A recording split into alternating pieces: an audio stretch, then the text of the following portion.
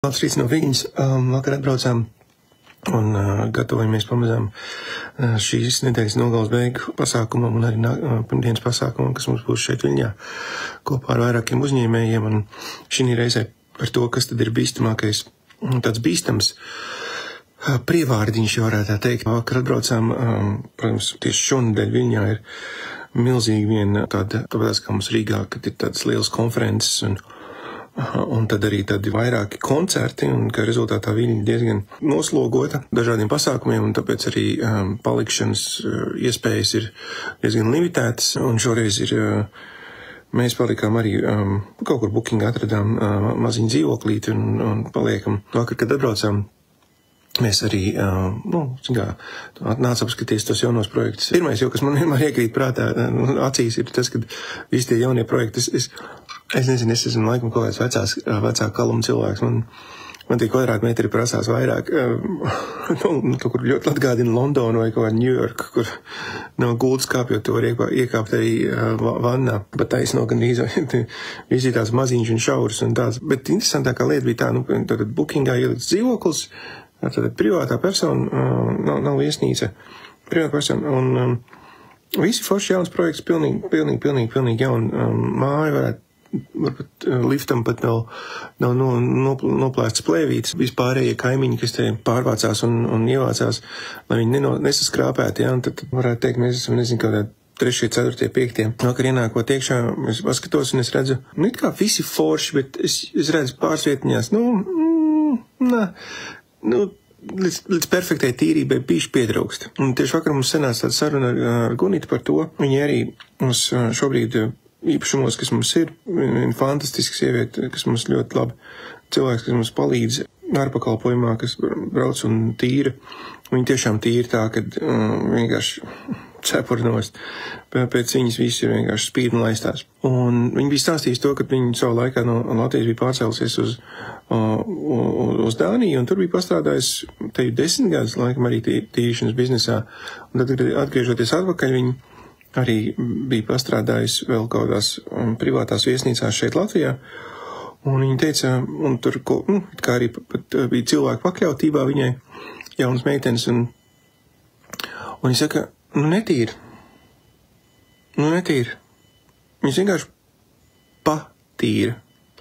Kaut ko patīra, bet tā, ka viņas ieliekās visām 4 iekšā, nav tāds. Un es tad atcerējos, ka patiesībā ļoti daudz, kur biznesā ir šis te bīstamais prievārdiņš, Piemēram, mums viens no iemesliem, kāpēc mēs, kā valodas skola, daudz kur izsitamies uz priekšā konkurentiem, tāpēc, ka mēs tiešām cenšamies no sirds un rajona mācīt. Mēs vienkārši pamācīt kaut ko tur bišķiņ Nē, mācīt.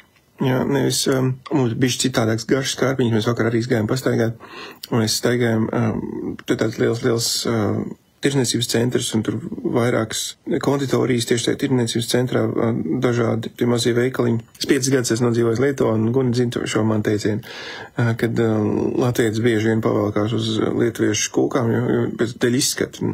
Pēc, ka viņam liekas, ja viņi tā izskatās, es zinu, kā viņi Latvijā garšos, ja viņi šitā izskatās.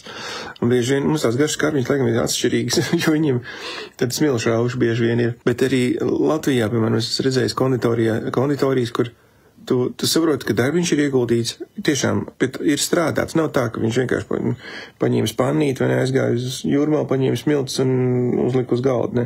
Nē, darbiņš ir ieguldīts, bet nav. Bet nav, pilna laiva nav. Ir pacepts, ir padarīts kaut kas, ir mēģināts kaut ko paveikt.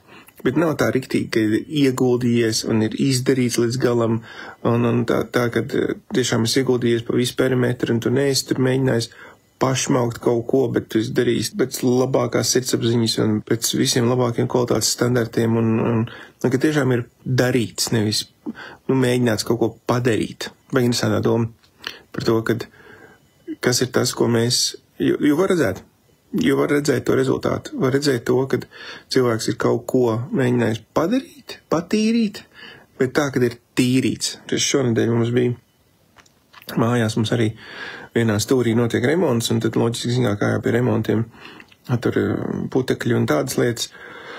Mums ir vienkārši grīda maina, un atbrauc šī kundze palīdzēt satīrīt, un es pārnāku mājās vakarā pēc darbu, un es vienkārši ienākot mājās, ne jau tā, ka mums tur bija baigā nekārtība, jaunieši tomēr mājās ir, mēs viņus pie darba liekam, bet kad atbrauc profesionāls un izdara darbu, un es mēģinu patīrīt, bet tiešām pieķerās klāt un tīra, cits tēl, pavisam cita darīšana, pavisam cits.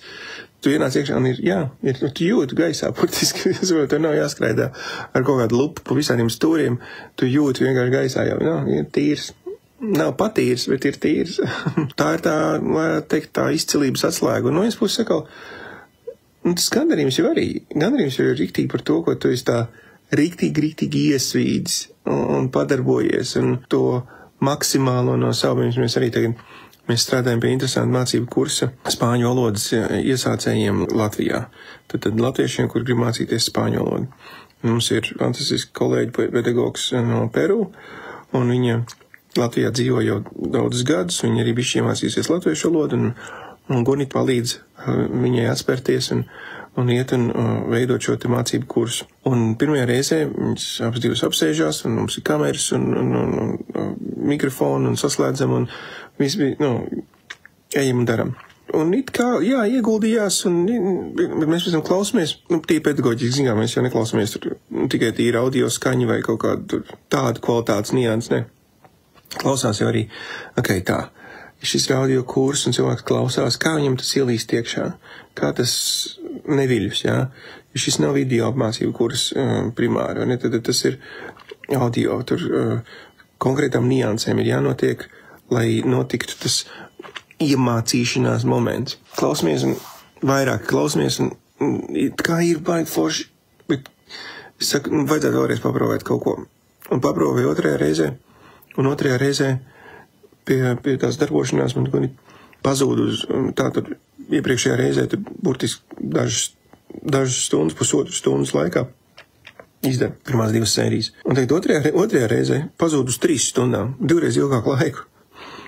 Un beigās iznāk sarkanie vaigiem nosvīdos, un es redzu, man pat vispār nav jautājums. Es zinu to, ka tad, kad es viņu klausīšos, viņš šobrīd montē, tad, kad es viņu klausīšos, es zinu to, ka tur būs rezultāts. Tur būs tā, ka šeit nav patīrīts, te ir tīrs. Tikai viena no tā ieguldījuma un apņēmības, ar kādu ir ieiet iekšā, ka tu ieej un tu ir tāds, es neienāku šeit tikai bišķiņ paplesderēties, pakustēties pa labi, pa kreisi, es ienāku iekšā šeit izdarīt tā riktīgi. Tas tad beigās, tas moments rāda to visu atšķirīgo rezultātu no pārējā, kas ir tirgu pieejams. Tā kā tas tāds. Armāns mums prasa, cik mums vidēji šogad skatās prātītrosmu online. Man ir sajūta, ka esam kā 12 palikuši, 10-12 palikuši. Labs jautājums ar citu, man. Ļoti labs jautājums. Un tieši tas arī ir tāda interesanta nianse. Par to mēs varbūt nākamnedēļ varam parunāt par to, kā ir jāmainās laikam līdzi. Un dažkārt ir nianses, kuras ir jāņem tirgū vērā, ja grib, piemēram, to pašu apjomu, kas ir, piemēram, cilvēku skaita ziņā vai, piemēram, šī gadījumā skatījuma ziņā.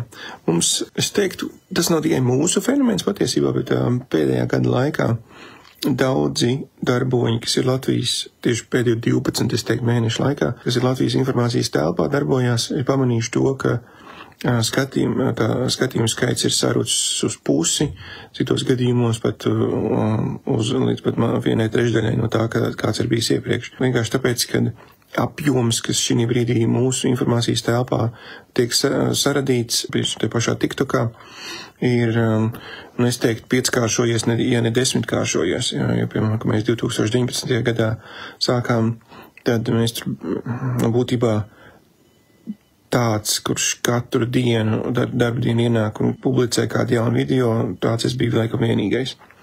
Bet šobrīd TikTokā, es nezinu, es varētu uz ātru rokas, vismaz kāds 10 salasīt, kas arī par biznesu kaut ko runā, kaut kādas lietas un domgraudus.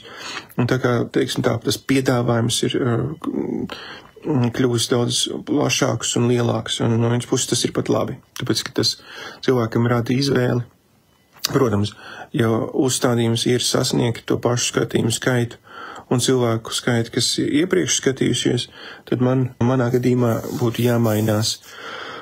Un īsā pareiza atbilde man būtu vairāk jātājas mazie viģiki TikTokā caur ko tad mēs aizsniedzam daudz vairāk jaunus cilvēkus, jaunas acis, vai tās pašas vecās, un tad tādā veidā izpildam to nosacījumu. Godīgi atzīšos, man tam nav bijis šogad kapacitātes, un es arī neesmu kāpis pāri, jo projām es redzu, ka mums ir pietiekami liela, teiksim tā, konsolidēta bāze, kas ļoti specifiski atbilst tam, pie kā mēs darbojamies. Un paskaidrošu, jo redzim, mums kā uzņēmējiem, mums nav vajadzīgi visi klienti, kādi klienti.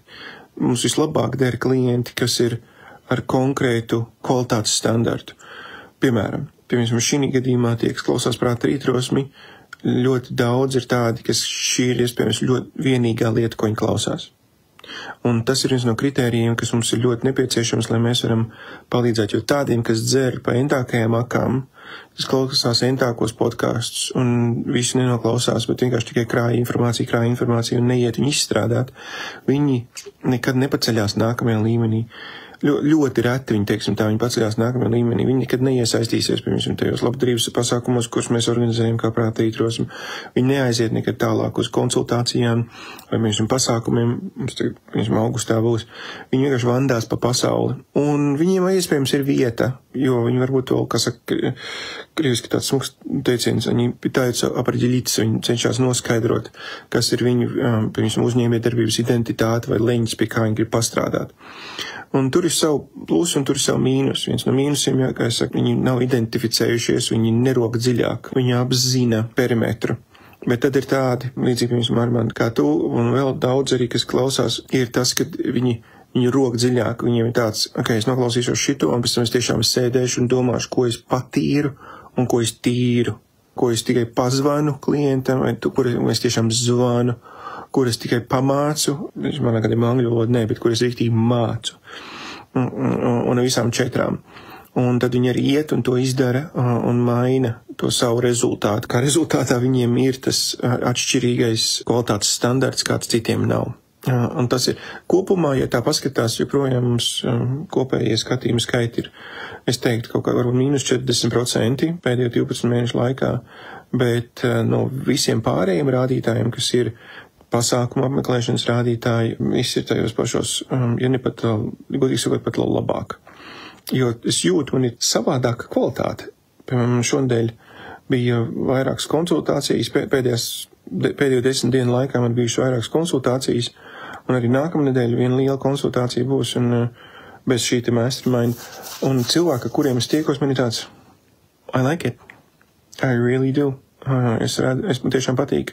Es jūtu citu tādu nopietnu apņēmību iet un darīt. Un tie tad nav viendienīši, kas parādās kaut kur. Man nākās uzslavēt tos cilvēkus, kas ir šeit. Varbūt 6:30 no rīta mēs mazāk ceļamies, bet that's okay. Klausās pēc tam ierakstu, un es zinu, ka daudz cilvēks arī šobrīd izmanto to, ka mēs jau vairāk kā gadu sistemātiski liekam podcastu kanālos. Viņi nepieslēdzās varbūt tiešraidē vai pēc tam skatījumos Facebookā, bet mēs, piemēram, arī, kas mums ir podkastos, dažādās platformās cilvēki pēc tam klausās, jo tas ļoti praktiski, ērti. Viss notiek. Tā kā paldies par rūpi. Bet šī rītā un noslēdzot nedēļu padomāt par to, kur es veltīgi pielieku to prievārdu pa.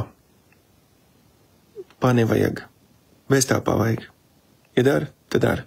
Un tad dara kārtīgi.